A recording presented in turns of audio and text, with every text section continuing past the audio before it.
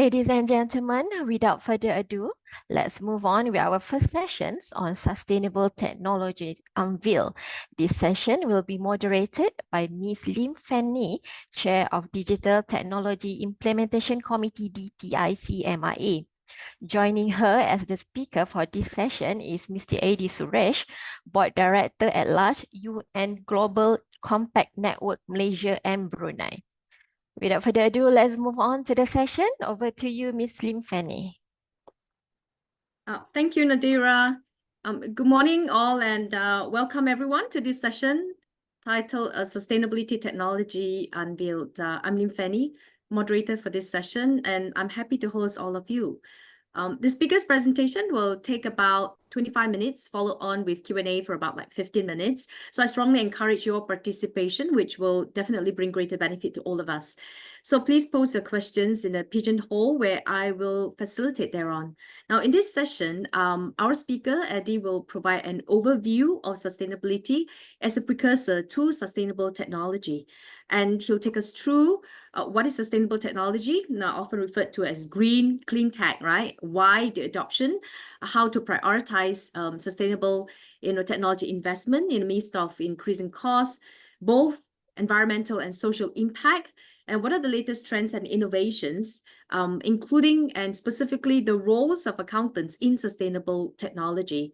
And he will also share with us available reporting, sustainable reporting tools, followed by a simple walkthrough on climate assessment tool that's leading to a sustainable financial solutions. And finally, there will be a mention of emerging trends and some machine learning applications. So ladies and gentlemen, it gives me great pleasure to introduce our profound speaker for today, Mr. Edey Suresh, a friendly party to all of us. He's a seasoned sustainability practitioner, currently serves as a board director at large to United Nations Global Compact Network Malaysia and Brunei, as the official local network of United Nations Global Compact. Edey is the founder of The Iskandarian, that's a regional newspaper in Johor, and serves as a chairperson and trustee to many civil organizations. His efforts have been nationally and regionally recognized and is instrumental in bringing the UNFCCC Asia Pacific Climate Week 2023, that is the lead up to Regional Climate Conference, to COP28 to Malaysia. Now, he received his early education in English College, Johor Bahru, and holds an executive certificate in sustainable business strategy from Harvard Business School and a master's in business administration. So let's all put our virtual hands together to welcome Edey. Over to you, and enjoy the session. Thank you. Thank you, Fanny. That's a warm welcome, and also you've given a lot of topics for me to cover within 25 minutes. So I hope I do it justice. But if I don't manage to do it enough justice, all the 150 odd participants who have joined the session today, feel free to get in touch with me. Feel free to have further conversations with me. I'm always welcome for a good Teh Tarik session as well. Which, Fanny, I'm going to hold you to the Teh Tarik session as well. Okay, I'm going to jump straight into it. Let me share my screen quickly. Hang on. All right, so I've been asked to speak about sustainable technology. My initial thoughts was I had some reservations. Am I the right person for this? However, after speaking further to Fanny and other teammates from MIA, then I said, okay, I will give it a go. So I will try to do the best introduction as possible and unveil as much as possible when it comes to sustainable technologies. And I hope that I also bring a bit of new thinking on how we can approach sustainability from the accounts or audit perspectives and things like that as well. And give everyone an opportunity to ask questions at the end of the session. So that is my aspiration. And again, feel free to give as many questions as possible at the end of it, and we will try to address it as quickly as possible and as most precisely as possible. A quick overview of my organization. So we all are clear on where we are coming from. So the United Nations Global Compact was launched in the year 2000 by the former UN Secretary General Kofi Annan. And our mandate is to be the world's largest business sustainability initiative.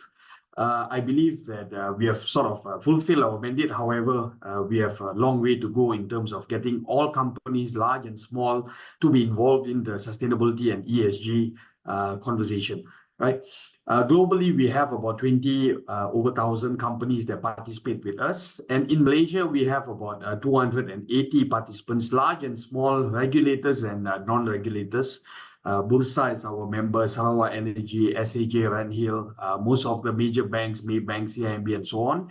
And also a 50-50 split with the SMEs as well, because we want to educate and help SMEs to transition towards becoming more sustainable, while not taking it as a burden of costs, and making them understand that this is a business, resilient making, and an initiative that is going to strengthen their future fitting towards how they conduct business in the future. So that's where we come from. So I'm a strong believer that businesses must do well and do good at the same time. So I'm all in for businesses being profitable as long as you are responsible and being sustainable at the same time. Now, globally, we have about 62 offices all over the world. In the region, we have Malaysia, Brunei, Singapore, Philippines, Indonesia, and Thailand. And all our mandate boils down to one thing, which is to help companies on their sustainability journey. Now, in UNGCMYB Malaysia, we are also part of the private sector engagement sessions for JC3 for SME, as well as we sit in the National SDG Steering Committee to help to voice to the higher ups on what is happening with the private sector actors, and what are your thinkings, and we want to convey it to the policy makers as well. So these are among the things that we do. We have too many things to explore, but I think I want to jump more into our discussion today. But UNGC, primarily, we work with our 10 principles, which touch on human rights, which touch on labor, environment, as well as anti-corruption. So we want companies to be more cognizant on these topics as well as they conduct their business. And of course, as a whole, by 2030, we would like to 17 Sustainable Development Goals, or the SDGs. I hear that we are about 60 years behind schedule. So I'm hoping that, the 170 odd participants who have joined us today will also make the effort to help to realize the SDGs and work towards a common goal of making the world becoming more sustainable. Right. Now, jumping into the topic of technology, and what is this sustainable technology that, I mean, now someone is asking me, do we just add the word sustainability in front of everything? So if it's technology, do we put it sustainable technology? However, there must be some definitions on what sustainable technology will represent, which is sort of to create the dynamic fusion between innovation and environmental stewardship, right? So now it's bringing two purposes together. So it usually comprises of a suite of cutting-edge advancements designed to help reduce the human footprint, as well as to help to enhance the social well-being of people who work in companies, and for businesses to operate in a more efficient way, so to say. So all this will encompass an array of topics. It will include renewable energy topics. It will include wind, solar, sustainable technologies, and also talking about energy efficiency and how do we look at, green building from material from built all the way to finishing. How do we reshape towns to become, Internet of Things friendly, and incorporating sustainability into it. And it's an approach that will, definitely not meant to sacrifice any comfort of today. So I want that to be clear, but it's meant to enhance the promise of tomorrow, to make sure that whatever technologies that is put in place will make sure that tomorrow will be even more better for us. That's pretty much the gist of why sustainable technology is now coming into the picture. And with these technologies, they pave the way for a more cleaner and a more resourceful world, ensuring the well-being of the environment is always kept as part of the fundamentals as we conduct our business line. So the essence is, of course, to keep the green products and enhance all this, but at the same time, making sure that the social element is also kept in mind. Now, there are a lot of ideas that now come about when it comes to sustainable technology, but the philosophies that drive it are founded on the precepts of, conservation, on efficiency, and also having some foresight on, what to predict as we move into the future of things like. So it's about creating a system and solutions that can endure the test of time as well, because we don't want to be inventing tech that, that won't last more than 2 years and so on and so forth. And we want to look at something that, is a bit more future fitting as well. And one of the ideas, for example, when we look at companies, we talk about circular economy and how circular economy is changing how traditional methods of doing business is now changing, because you want to favor to have a closed loop system whereby nothing is wasted, and then your energy efficiency comes in, and then that's where your waste reduction happens. All these wonderful things. It's a chain effect founded on guiding principles of reduction, and to make sure that everything is done more efficiently. So the concept, sometimes you will see conversations will go on life cycle analysis of things. How long do we use our refrigerators or cooling systems and all these things? And this is where efficiency comes into the picture. So we want the technologies to perform the same tasks as traditional ones, but use less energy, and also put in components that will make the efficiency of the energy become more enhanced as well. Now, when you talk about renewable energy, I don't know how many of you guys are here from Sarawak. When we talk this conversation in Sarawak, then we are not only going to hear about solar, wind, and hydropower, because Sarawak, for an example, is 70% hydropower generated already. And they are not just talking about electric vehicles, but they're talking about hydrogen, right? And green hydrogen that also becomes a revenue stream for the state itself, as they are looking to sell green hydrogen to Japan and Korea and all the countries that will have a demand for it as we move forward. Now, resource management is also some of the ideas that come to motivate why we need sustainable technology, because as we all know, materials are always, volatile, and, it's easy to source, not easy to source. You look at cocoa beans, for example. Now, I hear that there's a scarcity in the market and it's not easy. It's going to have a flux of conversations that will change the pricing, that will change how resources are managed. And this is where technology again comes into the picture. You want to make sure that everything is done in an efficient way. You want to make sure that not all eggs are put in one basket, so to say. And we want to rely on tech that will make things a bit more easy in terms of conducting business, but at the same time making sure that it's also sustainable. So from a global landscape, we have to take a lens to put on a global landscape first before we zero in on some local stuff. So in the global landscape, sustainable technology, if you ask me, is no longer a want, is no longer something nice to have, but is a need, is a necessity now, and is becoming the backbone of green economy, so to say.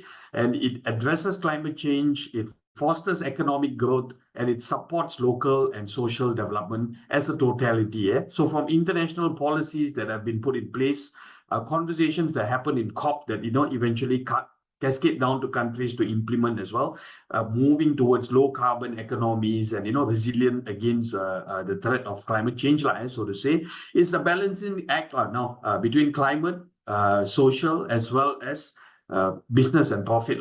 So of course, using the UN frameworks and using all the available tools and technology out there, we would want to embrace a more sustainable planet that reduces all these things, and understand that there is actually a business risk that comes with it as well. So globally, we have seen that there is an economic impact that happens. We must adopt sustainable technologies, as it helps to make operations more efficient, and also helps to attract investments and all these things as well.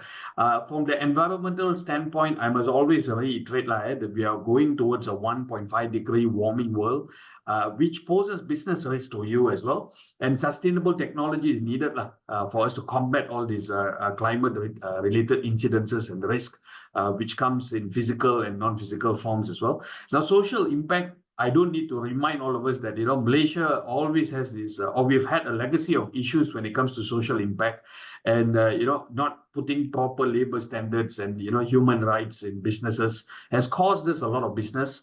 It's caused us a lot of money. At the same time, also caused us some of our companies to even shut down completely. So they have to now adopt some sustainable technology practices as well to incorporate and facilitate their approach towards how they are going to green their supply chain and transform their organization to become a bit more efficient in terms of sustainability.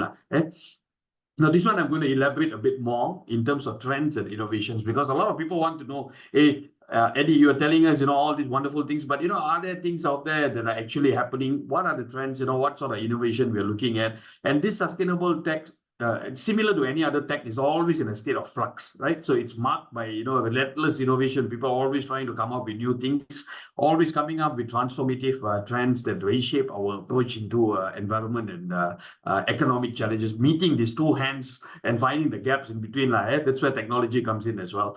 And we are seeing a surge now in terms of renewable energy technologies becoming more efficient and cost effective as well. It's becoming cheaper. I see many houses, even in my taman, if I may say, now all opting to put in solar panel. I met one of my neighbor who was in fact giving me a breakdown of calculations on ROI and the solar panel, how much it's going to cost now and how much of savings he's going to get from his DNB bill and so on, and over how many years is he going to recover all this. I'm looking at him with amazement because I didn't expect him to give me the mathematical breakdown of the thing. But this is how the conversation is shaping. And we are also looking at how water and hydropower will become a part of what is happening. So FYI for you guys, Sarawak Energy is actually in the midst of finalizing some things, and they're looking to sell energy to Singapore, and and also looking to form a Borneo grid on its own. And these are all technologies that are happening around us. So when people ask, how do you send energy from Sarawak all the way, I said, classic way of doing it, like submarine cabling and and go all the way, right? So that's how it happens. And I was talking to Keppel in Singapore a couple of days back, and they were telling us that how they were bringing in energy from Cambodia, from Vietnam, and without technology, this is never going to happen. So this rise of smart grids, right, so to say, and putting Internet of Things into everything, using AI to optimize energy distribution and usage, and all this is now already happening. So battery technology, I know we have a lot of complaints when it comes to is our EVs actually environmentally friendly? Are the batteries being done in a sustainable way? Will they be disposed in a sustainable way, and all these things? However, the technology is always expanding and evolving, right? And there is now reducing in cost. We've seen the BYDs, now change the game and become so cheap, right? And also talking to some companies who are telling me about autonomous vehicles where they don't need drivers, and trying to see if they can do their fleet of lorries, which deliver goods actually to become autonomous vehicle. In fact, Inson, which owns Coswilling, has now purchased some autonomous vehicles to test it out. How does it work without a driver, and how do they move into this space as well? So this is revolutionizing the transportation industry, or the way that we look at it from a green perspective. Now, the construction and building sector, no need to say, already in the shift towards more green building practices, and now looking at embodied carbon, making sure that there are sustainable materials from timber, steel, aluminium, everything they want to make sure that is all accounted for. And the green space also promotes biodiversity, has nicer air quality in your living place. All these wonderful things are happening now. So as I said earlier, it is meant to make a better tomorrow and not to make it a difficult approach. And with enough resources, it will be something that is palatable. Now, from agriculture, I had an interesting, I decided to add this in as well. I was talking to some guys that they were telling me about how they're using AI and data analytics and all these things to, and satellite imaging to make a better yield of their crops. And, hydroponic farming has now taken a new turn on how things are being done as well. And on top of that, we are also looking at all these lab-grown foods and sustainable agriculture. Eventually, I think all our meat will be lab-produced. It looks like something that is picking up more trend now. And we are also looking at all these beautiful smart cities. I know a lot of smart cities are by name, but not by design. But now it's moving towards by design as well. And you're looking at a shift in terms of consumer goods as well. There's a lot of trends now showing that, product as a service model, and people are conscious on where the product and where the service are coming from. Is it sustainable? Is it locally sourced? Does it come with enough technology for me to also trace it, to have accountability around it, and is it responsible in that manner? So blockchain technology is also being used in terms of supply chain traceability and all these wonderful things. So there's so many things that are happening in this space. My job today is to just open up this conversation in your mind to understand that there are resources out there. It is taking shape. There are changes that are already happening. So we have to get ourselves informed in terms of what are the trends and innovations, as well as what are the things that you guys can use. Because for me, moving to this next conversation, very important is that, the accountant's influence on sustainability seems to be growing. I've spoken now lately, I've been invited to a few speaking sessions, which are not my usual crowd. Right? So I was part of even this internal audit conference, and I was listening to a whole bunch of audit guys and accountants, all these people debating about their role. And I was telling everyone that, I think you guys are among the unsung heroes who play behind the scenes of the sustainability movement inside the organization. Your accountability, your position, your eye for position accountability and all this, you play an important role in embedding sustainable practices in the organization. That one goes without saying, right? And we are talking about businesses being profitable and sustainable at the same time. And you guys have that insight into how sustainable reporting is done, how financial planning also includes ESG and all this, and quantifying it from a ledger perspective and whatnot. Now. So integrating ESG factors into financial analysis and defining a value beyond the bottom line, I think is where your important role, yet again, my call to you guys, please put in more into sustainable efforts if you're not already doing it, because we have to move away from the bottom line to the triple bottom line, include people and planet into what we are doing. And you guys are not, I was telling one catchphrase that I so-called invented was, I said, you guys are no longer just keeping books, but you are rewriting them for a sustainable future. You're making sure that, it is ingrained into organizations, that it becomes part of the sustainable future that we are all aspiring towards. So a call to you guys as well. And you are not alone. There are so many tools out there, and most of these tools speak your language, actually. In terms of reporting, you have GRI. That also comes with softwares. I'm going to enable the MIA team later to send out my slides, so you guys can also check out some of the links that I've shared here. So GRI has some software and services as well. Besides being the largest or the most subscribed globally global reporting initiative, they also give you softwares and services. You can head over to GHG protocol, where practically all the carbon calculations came from GHG protocol. Many people are not aware. They think that someone else invented it locally, or some consultant invented it. It's not. All the calculations for scope 1, scope 2, and scope 3 emissions, the guiding principles all come from GHG protocol. And they have calculation tools, they give you guidances, they also have capacity building and learning as well at GHG protocol itself. Take it from the horse's mouth, if you must, right? And SASB is something that I believe your fraternity, MIA world, is a bit more familiar with this, and they have made things easier. They have come up with the 77 industry standards and so on, whereby it's easy for you to adapt based on your particular industry. Easy for you to know, if my industry, what are they doing, what are the best practice, who can I speak to and what to do. And of course, I've not put it here, but by next year, I believe we will be seeing the emergence of the new reporting standard of ISSB, which is driven by IFRS. And it will set the tone in terms of sustainability reporting from a financial perspective as well. So you will have the S1 and S2. S1 is going to be general disclosures, and S2 will be a bit more climate focused and give a clear lens for investors to look at as well. However, I think you should also keep GRI inside your practices, as it gives you a double materiality point of view. It also encompasses impact and all these other things. So there are many tools and resources out there. I think don't suffer in silence. I meet many people who tell me, I suffer, I cannot find all these tools. I don't know how to do this. I don't know how to do that. There are many tools and resources out there. If you want to know more, feel free to speak to me. I'm more than happy to channel you to where the tools are hidden out there. Now, in terms of efficiency tools, there are global tools as well as local tools. You have, companies like Enabler. I'm not promoting any companies. I'm just showing you that there are solutions out there. Feel free to check it out.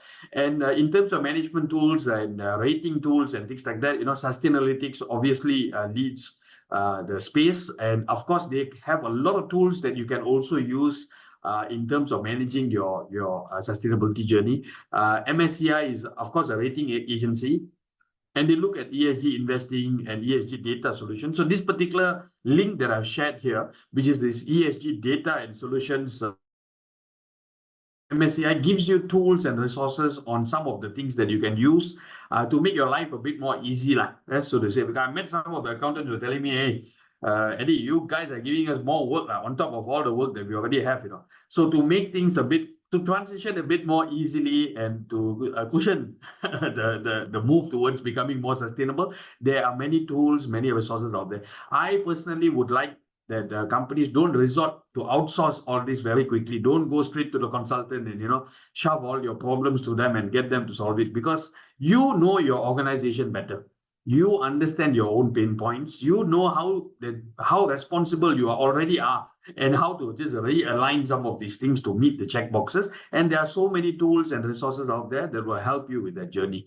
Right now, I'm going to share a bit about sustainable financing, a solution that we ourselves came up with. We were listening to many SMEs because we train so many of them, and we do capacity building workshops with so many SMEs. We are SEDA's trainer. We are doing 1,700 SMEs and micro SMEs to transition towards becoming more sustainable. So we hear their pain points, right? And hearing their pain points, what we did is we came up with an assessment tool. This assessment tool is available on this website here, UNGCMYB/progress.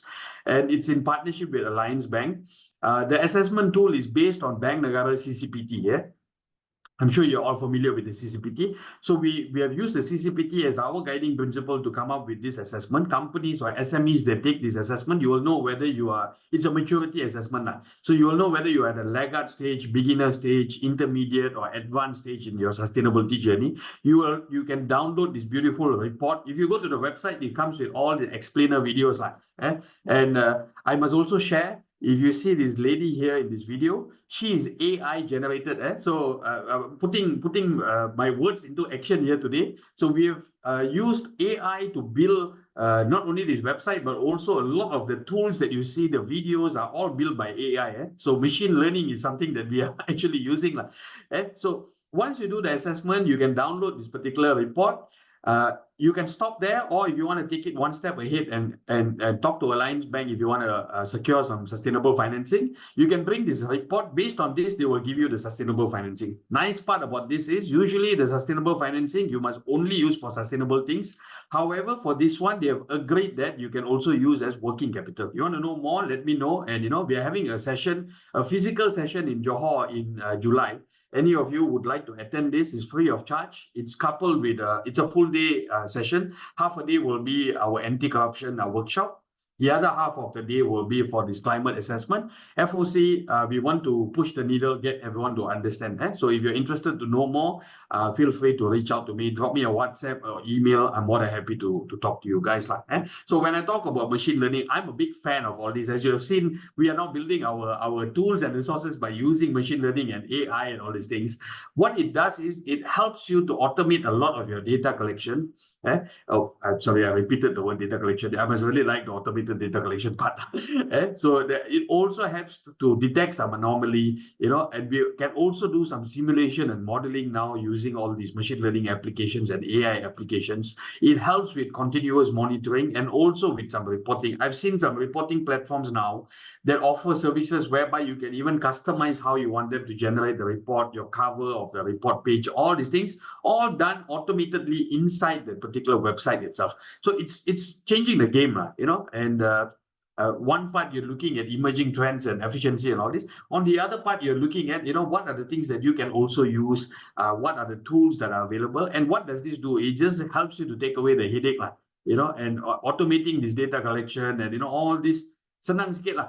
So simply put, it just makes life much more easier lah. Now, on our end, we are a non-profit, so we are not here to actually sell any product or anything. However, I'm here to share that UNGCMYB in Malaysia, we always see ourselves as a one-stop resource platform. And I always like to compartmentalize how we do our work. So we want to see people in terms of laggard, beginner, intermediate, and advanced. Then we will know how to help them as well. And if you need any assistance, come to us. We have so many things. We have our SME Sustainability Action Guide, comes in Bahasa, comes in English, is free of charge. You can download it. We have a free readiness assessment website as well. You can see the link inside our main website. Next month, we have our water symposium coming up. For those of you who want to get into the discourse part of things, feel free to join us. We have toolkits for sustainable procurement. These are all open to public, so feel free to access the tools. We have developed competency frameworks with Bursa. We are doing a lot of training now. Initially, we didn't want to go into the workshop and training space because there's so many of them out there. However, when I noticed that some of the trainings that were out there were further complicating it and not simplifying it, so we decided to go into it ourselves. We've made it HRDC claimable, so even the SMEs can access their HRDC levy funds to pay for things like this. We don't want them to out pocket. I don't want the consultant to come there and charge you exorbitant amount and scare you away from the sustainability space.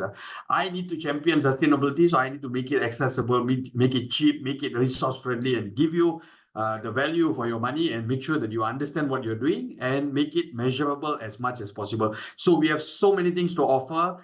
We have online learning that we are giving out as well. We have some free courses in our academy website. Feel free to go and check it out. I have so many things to give you guys. The question is whether you want it or not. So in a nutshell, I hope that this gives you guys some understanding that there are localized tools which are available. Globally, there are also tools for you to use. There is a lot of change that is happening in the space. So make sure that you make yourself competent enough to understand what are the changes and how to adapt it into your organization as well. Managed to finish it on time. So thank you very much. And I'm open up for some Q&A. And Fanny, back to you. Thanks. Yeah, Edey, that's really great insights you brought in your presentation. A lot to chew as well. But I think that what is really good is I think we're happy to note the progress, that all of us have come together. In fact, I think now you generated a lot of interest, as I can see a lot of questions popping up in a pigeonhole. But I do wonder one thing, why does that majority generated images, bots, they are ladies instead of guys? I wonder why. Yeah, no, good question. So I had the same gender equality question now posed to my team as well. So they're coming up with some changes. I get some guys in it as well now. Okay, but that's one of the SDG goals as well. Anyway. Yes, exactly. I think we were so fond of looking at the wonderful ladies inside the AI that we forgot the gender balance part. Yeah, that's right. But I like the part that you say you don't go to consultant quite immediately, because I think they know best. I think someone the owner of the organization would know best the organization, and you cannot just jump immediately and outsource this part. I think they have to take ownership, right? I think that part is really true. Yeah. Okay. Definitely. Okay, let me just flesh out the question. I think the very first question talks about the effectiveness, how effective AI accelerates sustainability. I think you have also touched on it, but maybe to the extent of giving some example of solutions, if you could help us through. Yeah, sure.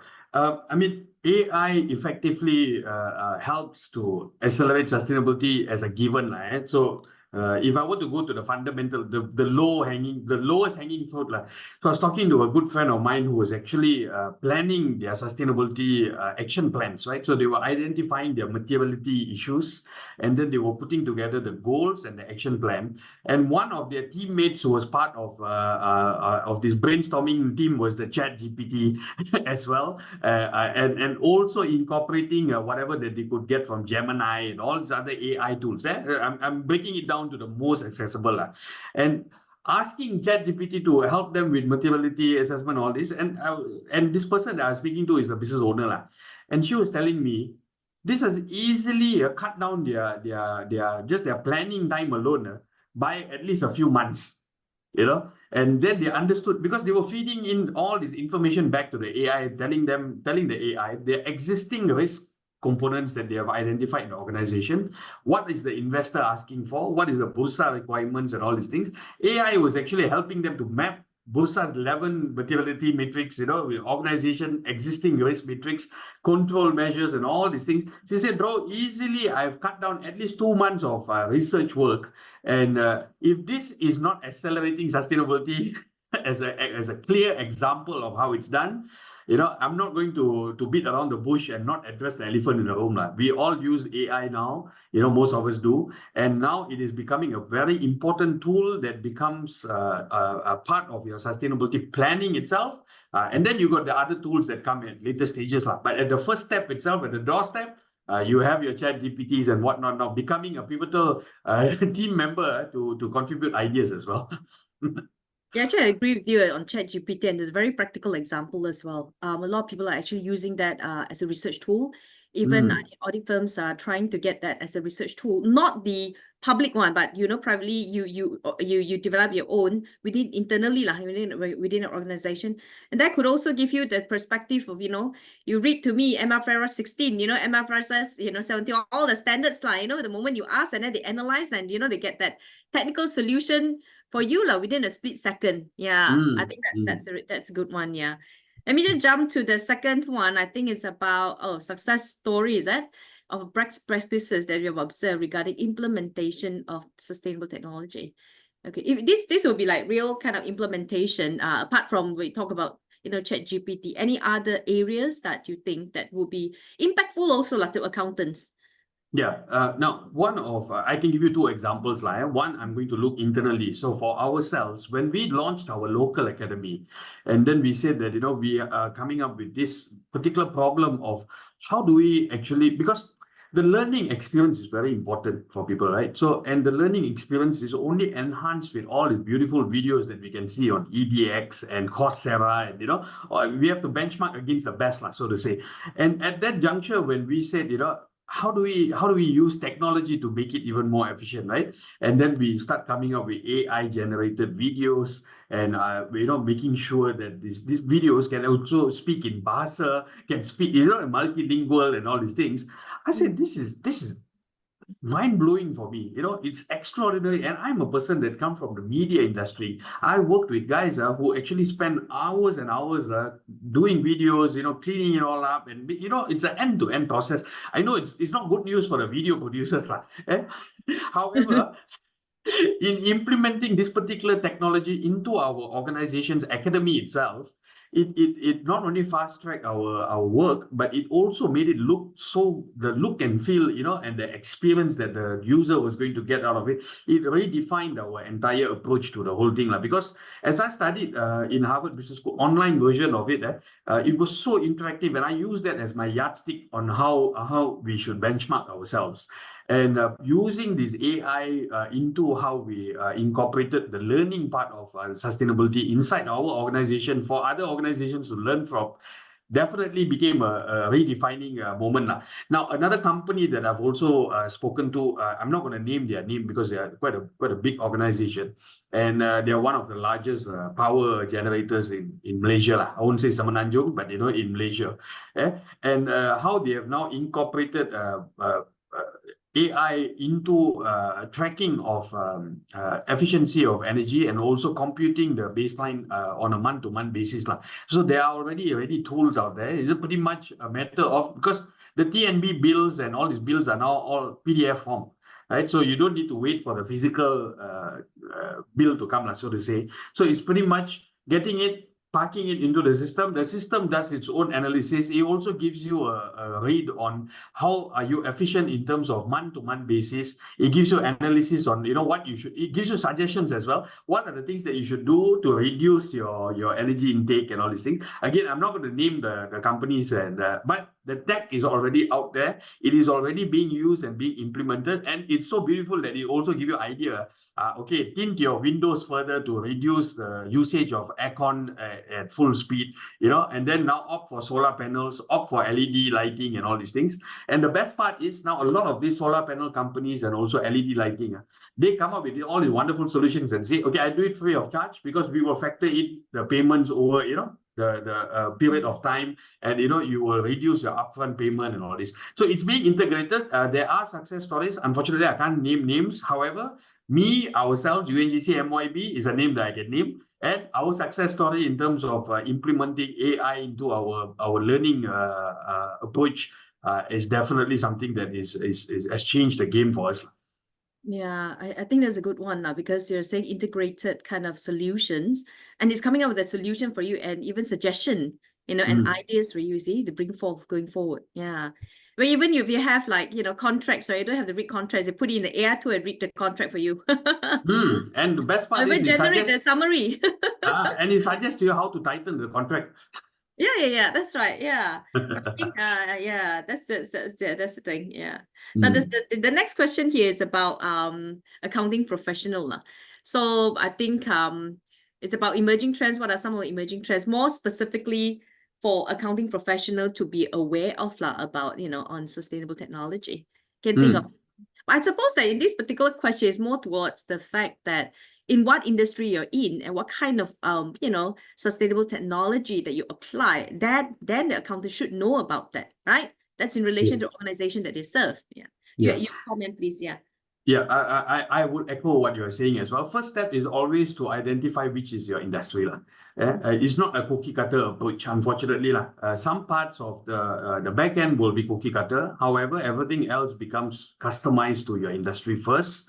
You will know your priorities, you will know your risk, and you will also know your material issues first, right? And then only you will move into the space of what needs to be done, and what are the things that you have to look at. And so that one you have to know from your industry specific. Now, in terms of technology for the accounting professions, now you guys are also part of the wonderful chain of reporting, so to say. I know there's a lot of pushback when I say things like this.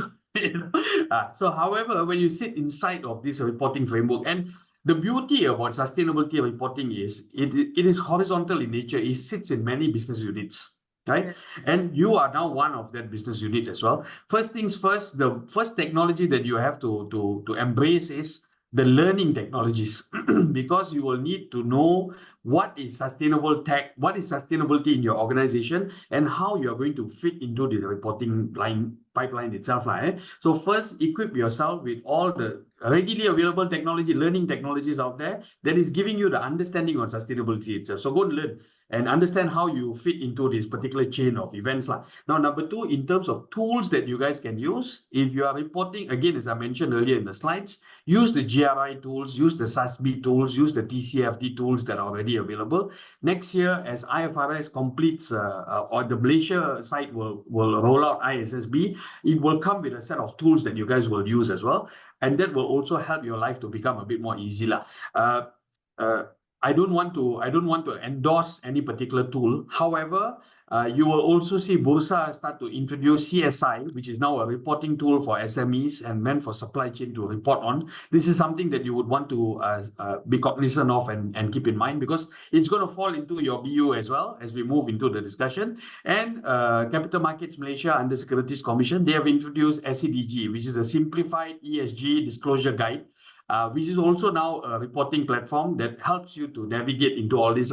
So the trends in terms of technology is there. Technology is available for you on how you're going to do the reporting. The question is, do you need to do it, or how detailed do you need to be involved? And are you, I don't know, use the word competent, but for lack of better words, are you competent enough to understand where you sit inside this chain?